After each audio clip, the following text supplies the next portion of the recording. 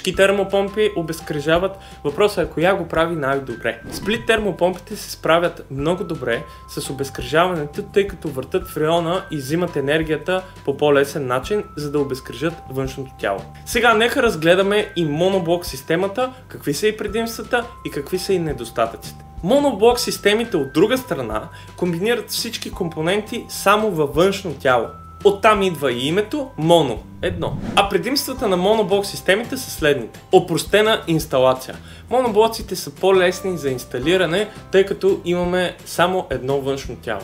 Другия плюс е, че спестяваме място по този начин, тъй като нямаме вътрешно тяло, с което трябва да се борим. Те са идеалният вариант, когато имате ограничено място в имота ви.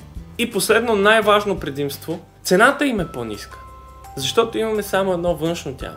Дори когато добавим, например, пластинчат топлообменник, някоя циркулационна помпа, буфер или други елементи, все пак става по-евтино, отколкото сплит машина.